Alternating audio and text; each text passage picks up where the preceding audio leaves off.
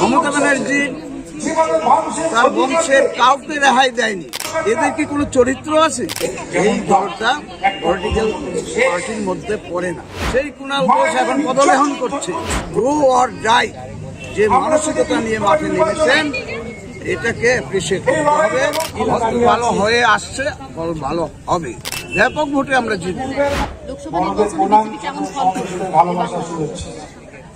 লোকসভা নির্বাচনে ভোট দেবে জনগণ ভোট দেবে। ফল কেমন করবে, ফল ভালো হবে এটা বলতে পারে। ফল ভালো হয়ে আসছে, ফল ভালো হবে। বসিরহাটে কি ফল হবে? ব্যাপক ভোটে আমরা জিতব। প্রধানমন্ত্রী স্বয়ং নিজে চুজ করে দিয়েছেন এই প্রার্থীকে।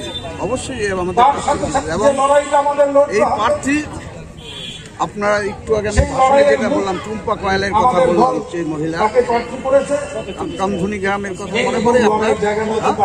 সেই মহিলার ন্যায় এই মহিলা তার যে মনোবল, তার যে আবেগ, সেই আবেগ দিয়ে তিনি ওখানে শান্তি বিস্তার করবে সন্দেশখালীর বুকে, এই আমার আত্মবিশ্বাস। সারা ভারতবর্ষের মানুষ জানে শিক্ষাগত যোগ্যতা নিয়ে প্রশ্ন পারবে সংসদে গিয়ে, তিনি সংসদ ভবনে গিয়ে তিনি তার যে সমস্যা, নিন্দুক যারা অনেক রকম কথা বলেন।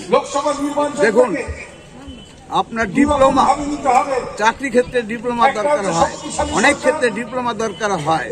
রাজনীতির ক্ষেত্রে যদি মনে করেন তার বিএ পাস হতে হবে, বিএসসি পাস হতে হবে, এমএ পাস হতে হবে, মাস্টার ডিগ্রি হতে হবে, তা দিয়ে কিন্তু রাজনীতির বিচার হয় না। আপনি আমাকে প্রশ্ন করছেন, আমি ন্যাশনাল কাউন্সিল মেম্বার, 554 জন মেম্বারের সদস্যের মধ্যে আমি একজন। আমার যোগ্যতা রাখি, আমার যোগ্যতা তো আমি পাস করে আমি বিএসসি ভর্তি হয়েছি, তাতে আমার যোগ্যতা 4বার আমি পদে আছি। সুতরাং মানসিকতা ওর ডু অর ডাই যে মানসিকতা নিয়ে মাঠে নেমেছেন, এটাকে অ্যাপ্রিসিয়েট করতে হবে। এটার উপরে বহাল করে আমরা বিপুলভাবে জয়যুক্ত করে কেন্দ্রে পাঠাতে পারি, তাহলে কিন্তু আগামী বিধানসভায় এই সরকারটাকে কুণাল ঘোষকে আপনি ওদের ঘরের কথা আমি চর্চা করব না। এই জন্য এদের কি কোনো চরিত্র আছে? এদের চরিত্র কোনো আছে? মমতা ব্যানার্জি তার বংশের কাউকে রেহাই দেয়নি, সবার সমালোচনা করেছেন এই কুণাল ঘোষ। সেই কুণাল ঘোষ এখন পদলেহন করছে। তার সম্বন্ধে আমি কি আপনাদেরকে ব্যাখ্যা দেব বলুন? ওর কোনো যুক্তিতর্কের মধ্যে পড়েও কুণাল ঘোষ।